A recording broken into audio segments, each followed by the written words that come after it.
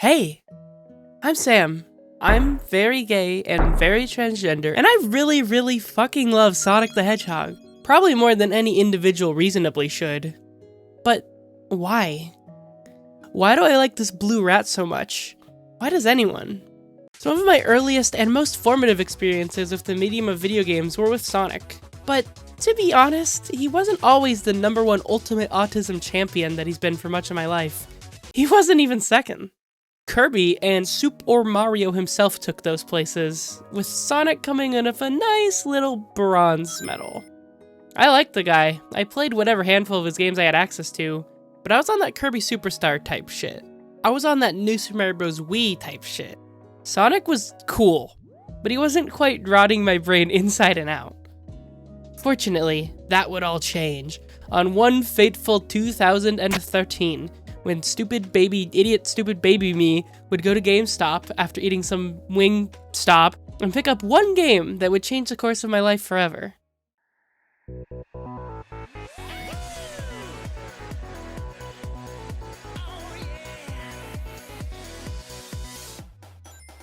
So this game is really fucking sick.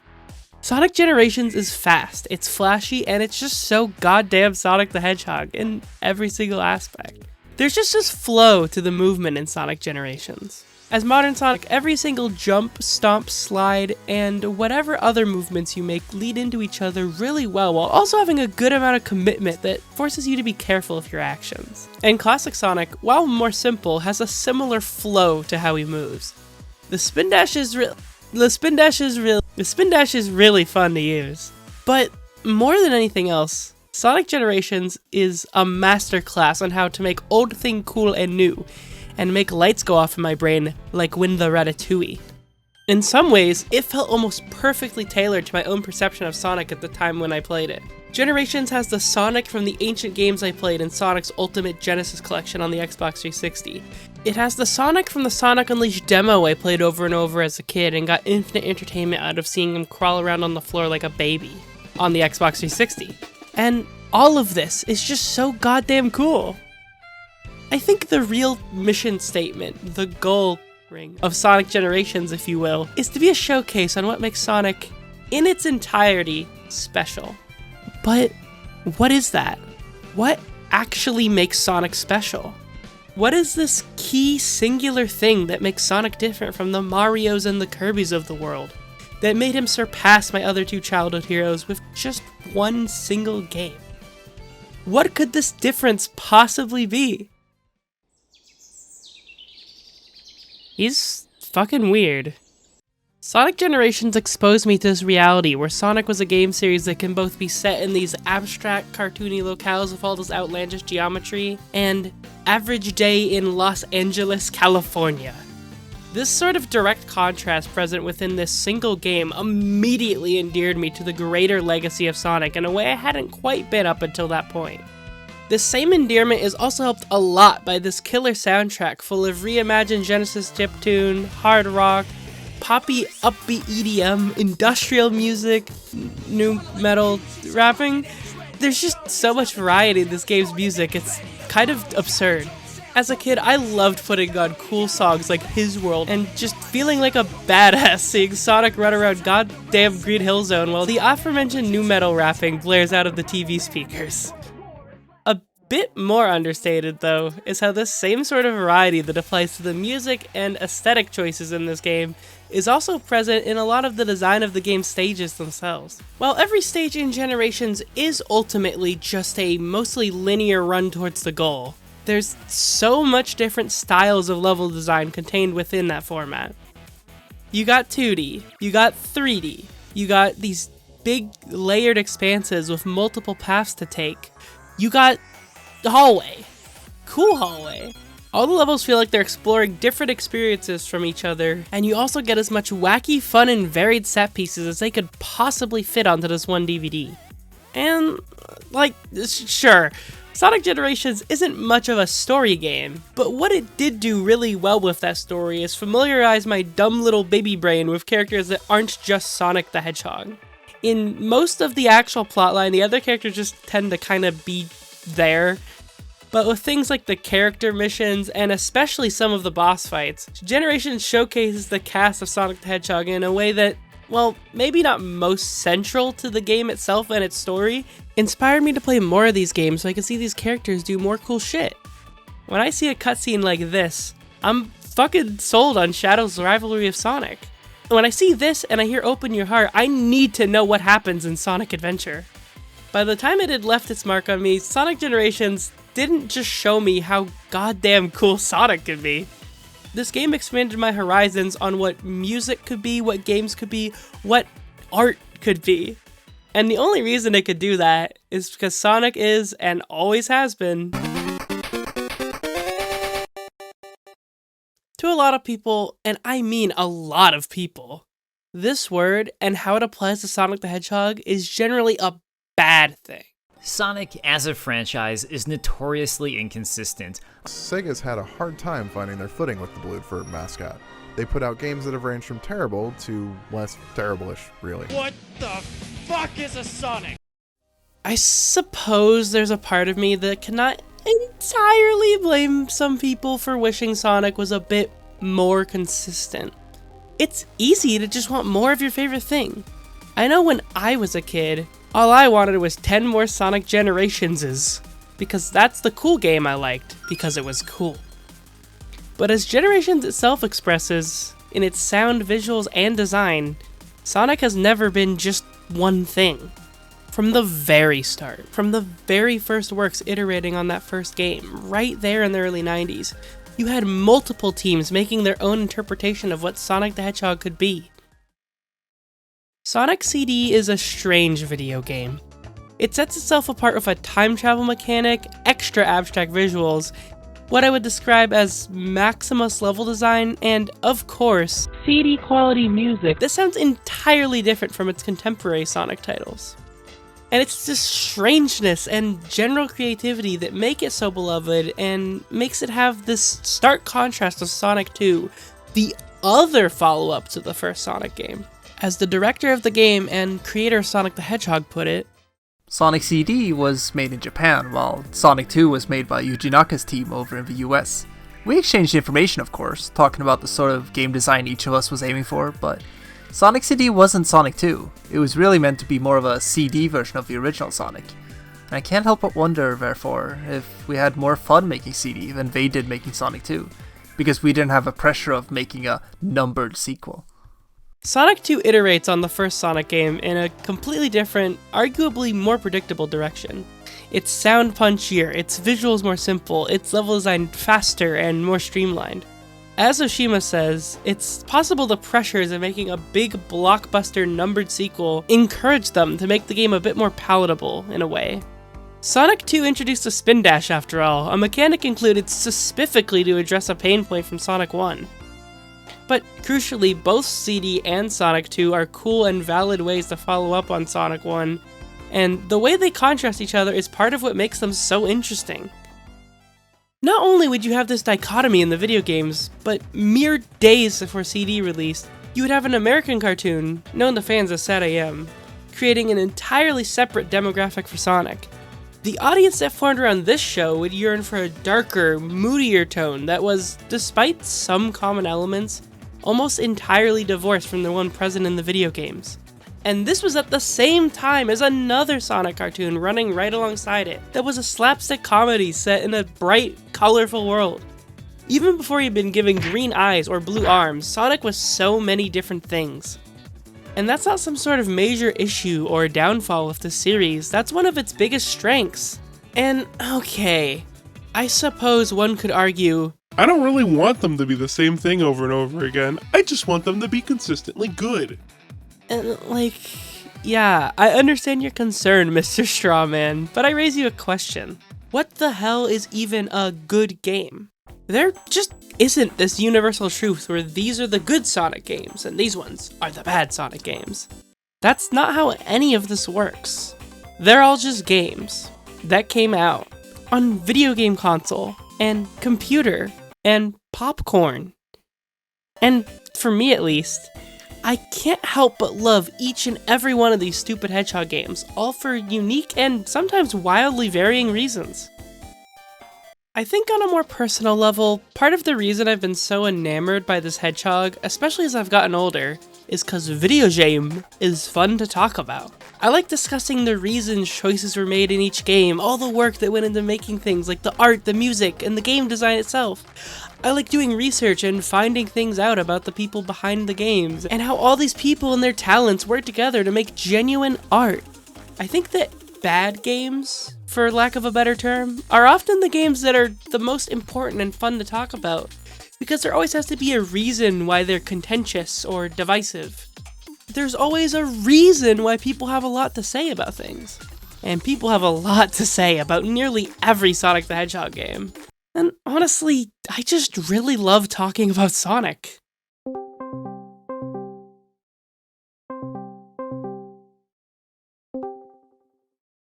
Sonic's cool, right?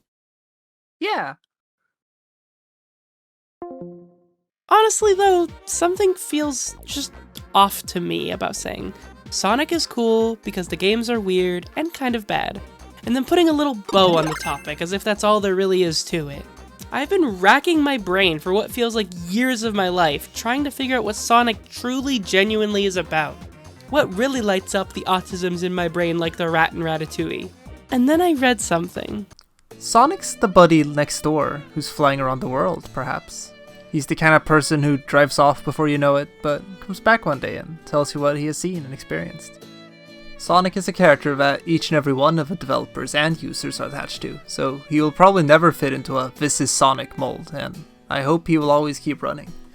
That was a quote from Makiko Nishimura, lead programmer for Sonic and the Secret Rings, responsible for coding Sonic's gameplay and movement, among other things. Sonic the Hedgehog is, and always will be, about moving forward. You can see this in the character's design. Sonic has a certain way of making the world work around him. Most of the time, Sonic the Hedgehog doesn't radically change to fit the environment. The design of Sonic himself recontextualizes the places he goes. The worlds that Sonic inhabits, visually speaking, aren't entirely designed around him, and that's part of what makes these games distinct. Like, you can make all the Sega hire this man jokes you want, but Sonic Frontier's contrast of these goofy, bold character designs and the gloomy alien ruins is part of the point there, not a defect of the game and its art direction. You can also see this forward momentum philosophy in how the games themselves play. If there's one truly defining factor of how a Sonic game plays, it's that they tend to generally be about the flow of forward movement without interruption. This design goal can take a lot of different forms. You see it in the classic games, where the highest level of play involves keeping the momentum you've built up and avoiding stumbling on obstacles and losing it. And it's also still there even in the boost games. You instantly reach top speed by boosting, yes, but the goal from then on out is to keep up that pace by chaining actions together, making quick, split-second reactions to oncoming obstacles. This philosophy permeates through every single aspect of Sonic. Sonic's never been one to linger on one style of game too much. He keeps running forward, ping-ponging between different styles of gameplay, visual identities for the world he inhabits, and even the sort of stories these games set out to tell. This is what Sonic Generations showed me. It's what draws me to Sonic, it's what kept me invested for over a decade of my life at this point. It's hard to ignore how all this variation that Sonic's had over his career has created a lot of divisiveness in the Sonic fan base. It's been easy to find people fighting online about which Sonic is the real one since before I was even born. And people still do similar things to this day. Possibly even more so thanks to the growth of the fanbase after the movies. Just one look at the Everything app, and you can find someone claiming one thing or another isn't Sonic and fighting for their favorite era. As a Sonic fan, I understand how you could get here, but honestly, this is annoying. If you do this sort of thing, stop, please. But honestly, the fact people fight about it is just more proof to me that they've gotta be doing something right. Sonic inspires passion, in a way a lot of other big capitalist mascot game franchises just don't. At least not exactly to this same ridiculous extent. And yes, sometimes that passion can lead to toxicity, but people care about Sonic. Every version of him. And I think that's really fucking cool. With the adoration that Sonic fans have for so many diverse, specific iterations of the guy, there's a pretty high chance you're also well aware that Sonic inspires a lot of fan projects. Things like music, comics, animations, and most notably of all, entire fan games. Fan games have been a part of Sonic's legacy before he even had his rough transition, and they continue to be a part of it to this very day. Honestly, that's really cool. No other video game franchise, save for maybe things rooted in doujin culture like Toho Project, feels so connected to its fans in this particular way. And I think the only reason Sonic can do that, to the extent it does, is because Sonic itself inspires that passion through all the different ways it's been expressed in the official works. You can see real heart in these fan games, like genuine, unabashed passion. Not only whatever elements of Sonic the Hedgehog particularly spoke to their creators, but other things that make up their own artistic lens as well. In 2022, 2 finished fan games came out, Sonic and the Fallen Star and Sonic Triple Trouble 16-bit. They're both classic Sonic games, but one of them presents a vision steeped in the creator's own identity as an artist and a lot of outside inspiration beyond just Sonic alone, while the other one presents a very faithful what-if, an idealized theoretical Sonic 4 for the Genesis in a way. And both of these are compelling and interesting visions that deserve to exist and be seen. And look, I could spend a lot of energy airing out my personal grievances on how half the time Sonic fan games are mania slop or momentum slop or whatever other buzzwords I want to get sloppy with. But do I really need to do that? These are cool projects, and ultimately, I'm just very happy these diverse works get made, and that Sonic inspires so many people. But let's make something very clear here. That sort of inspiration isn't just limited to unofficial fan-made projects. I'm of the belief that every single official Sonic game, no matter how contentious or ostensibly flawed, has real, genuine heart behind it.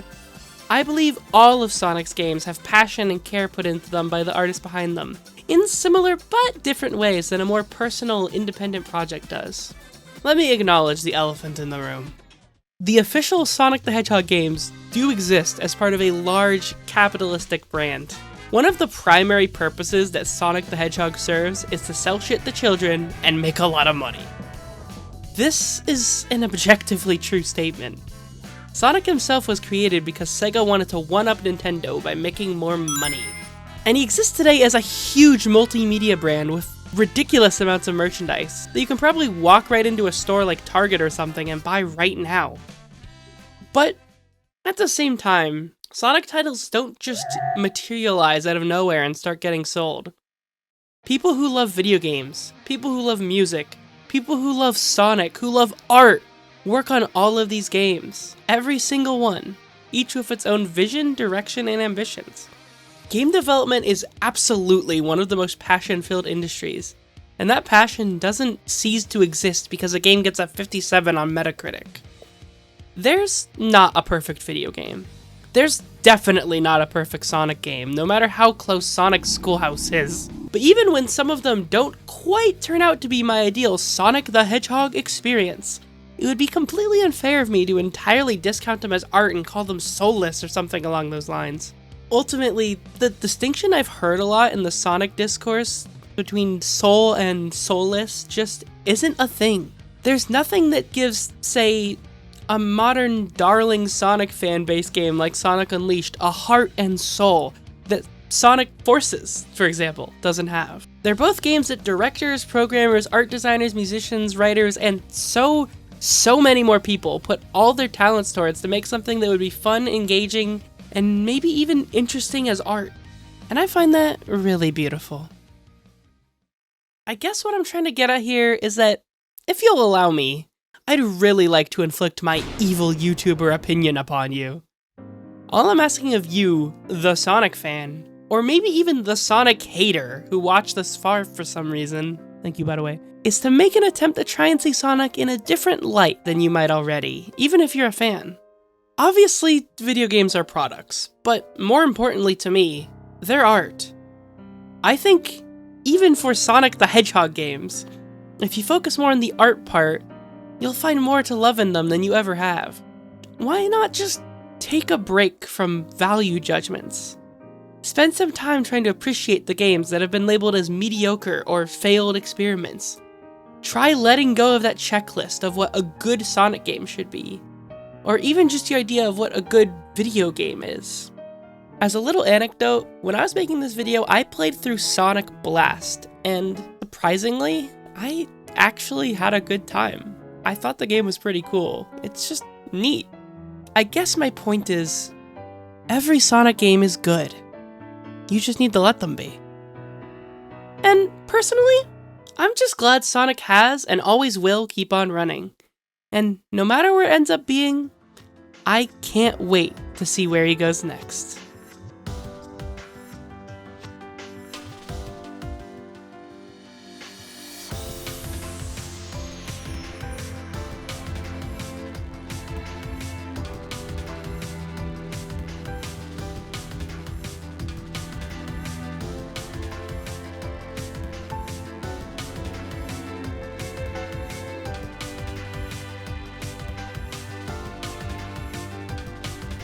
Actually, this whole video is about how awesome Sonic Forces is. I love Sonic Forces!